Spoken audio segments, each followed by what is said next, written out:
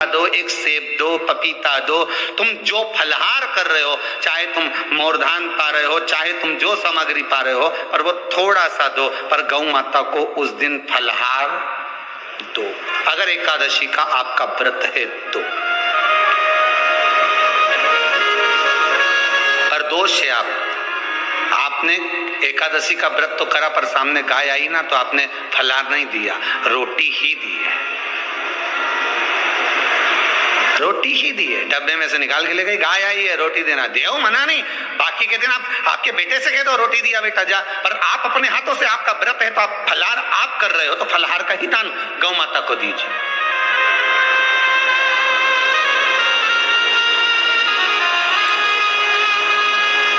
बच्चों से कह दो, जाओ सेवक से कह दो, जाओ जरा दे के आओ रोटी, पर आप फल का दान दीजिए। महाराज पांचवा वर्णन किया चतुर्थ भावों में, बन सके जितना एकादशी के दिन भगवान का ओम नमो भगवते वासुदेवाय का जाप करें, या अपने गुरु मंत्र का स्मरण करें, या जो मंत्र आपके हृदय में समाहित हो, श्री शिवाय नमस्तुभ्यम, ओम नमः शिवाय, राम कृष्ण शिव, जो मन पड़े उसका भजन करें, पर दिल से करें। जितनी देर करते बने उतना देर करें। माला पकड़ने की भी जरूरत नहीं कि माला पकड़ के बैठता हूं तो घटकी जिब्या से जप लो, नहीं जी वही उतना में ही पूरा हो जाए। वही प्रयास करिएगा कि एकादशी के दिन कोई वृक्ष की, कोई डाली की, कोई कोपल की कोई पत्ती ना तोड़ी जाए। क्यों? तो कहा अगर उस पत्ती को हम तोड़ देते हैं, वृक्ष की पत्ती को या क्यारे में लगी हुई कोई डाली की पत्ती को हम तोड़ देते हैं, तो एकादशी का पुण्य फल प्राप्त नहीं होता, एकादशी का कोई फल हमारे खाते में नहीं जाता, पुण्य फल प्राप्त। अब फिर भले तुम चाहे तुमने मोरदन खाया हो, चाहे तुमने फिर चिप्स खाई हो, चाहे तुमने फिर व्रत का कितना ही सामान खा गए हो और तुमने सोचा कि आज मेरी एकादशी है, तो फिर उसका कोई फल प्राप्त नहीं है, उसका कोई सुख प्राप्त नहीं है आपको, फिर उसका कोई आनंद प्राप्त नहीं है आपको, फिर उसमें कोई आनंद की अनुभूति आपको नहीं मिल रही।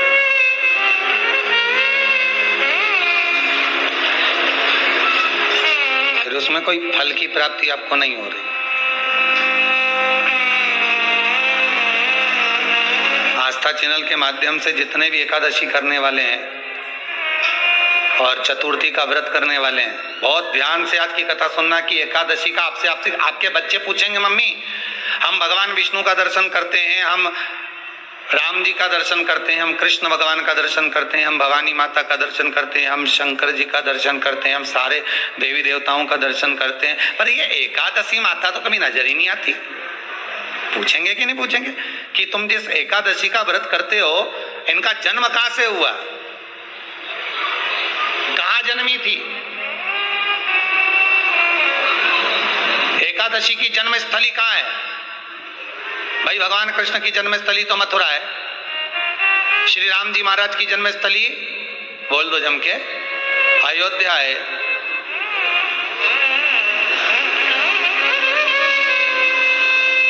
कोई आपसे पूछ ले कि एकादशी की जन्मस्थली कहाँ है, तो आधे लोग तो बाल खुजाने में लग जाएंगे कि एकादशी आखिर पैदा कहाँ हुई थी, जन्म कहाँ लिया था, इसका जन्म हुआ कहाँ था, कहाँ जन्मी थी ये?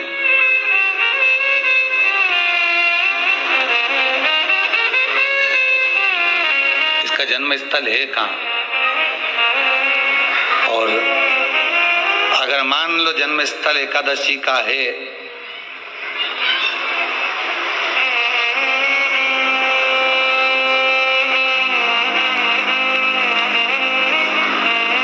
और एकादशी अगर जन्मी है, उसका जन्म हुआ है, और दुनिया के लोग इतना व्रत करते हैं, उपवास करते हैं, तो फिर इसका जन्म स्थल कहां होगा? तो कहा इसका जो जन्म स्थल है वो बद्रीनाथ। कहां पर है? बद्रीनाथ। और उस बद्री विशाल में भी एक गुफा जिसका नाम है हेमवती। क्या नाम है? हेमवती, उस गुफा में एकादशी का जन्म स्थल है। बद्री विशाल में हेमवती गुफा जो 12 योजन अंदर प्रवेश करने जितनी है, 12 योजन की गुफा के अंदर, हेमवती के अंदर एकादशी का प्रागट्य हुआ था, एकादशी का जन्म हुआ था।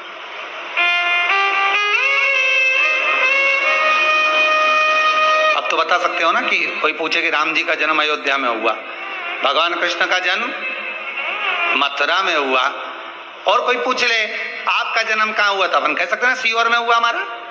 और आपसे कोई पूछे कहाँ हुए, तो कहे इंदौर में हुए कि देवास में हुए कि भोपाल में हुए कि मुंबई में हुए कि पूना में हुए, आपका तो बता दोगे। पर बच्चे आपसे पूछ ले मम्मी तू इतनी एकादशी का व्रत करती है, एकादशी का तू व्रत करती है, और सबको करा देती है कि बल्लभ कुल की एकादशी करो, भले बकरी जैसे चरो पर एकादशी करो, और सबको एकादशी कराया, तो कोई पूछ ले कि एकादशी का जन्म कहाँ हुआ था, तो आप कह सकते हो कि बद्री विशाल में, हेमावती में, बद्री विशाल के हेमवती गुफा के अंदर जो 12 योजन की गुफा है, उस गुफा में एकादशी का जन्म हुआ है। कब हुआ?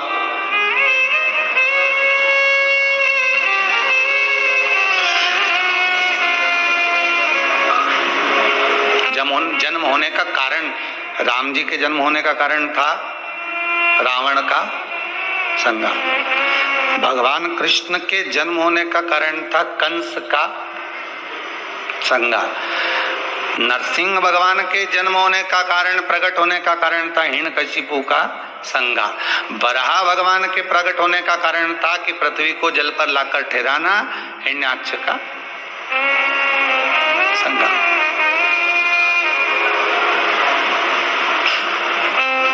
तो फिर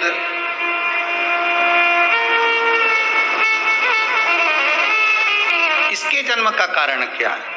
तो कहा इसके जन्म का केवल एक कारण है। सतयुग में, अब एक और बात का बहुत ध्यान दीजिएगा महाराज, सतयुग एक बार नहीं हुआ कि तुम सोचो कि सतयुग के बाद में द्वापर, त्रेता आ गया, त्रेता के बाद द्वापर आ गया, द्वापर के बाद कलयुग आ।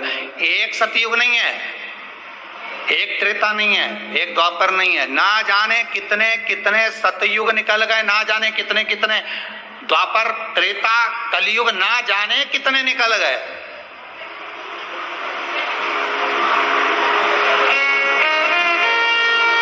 और आप और हम जैसे भी इस पृथ्वी पर ना जाने कितने, अरे जम के तो बोलो, निकल गए।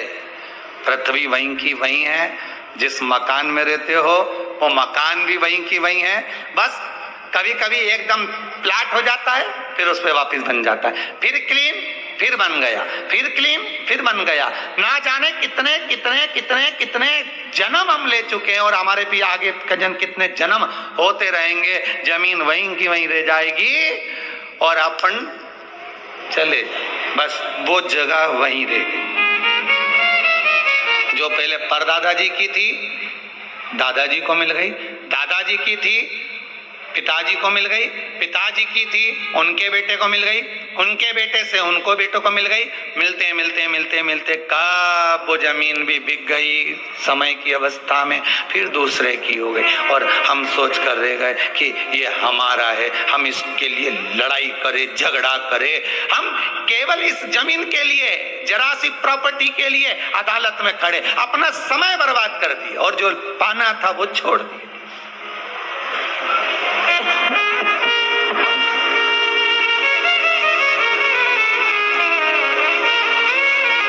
जो पाना था वो छोड़ दिया।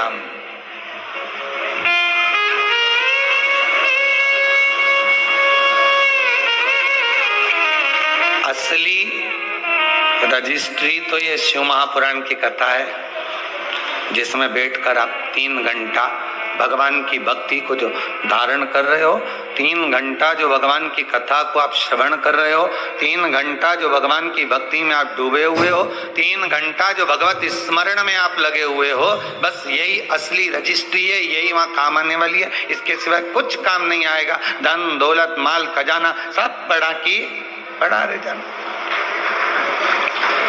सब धरा की धरा।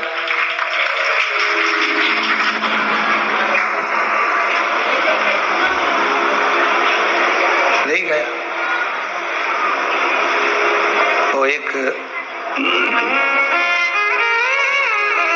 लाइन आप लोग स्मरण करते होंगे, सज धज के जिस दिन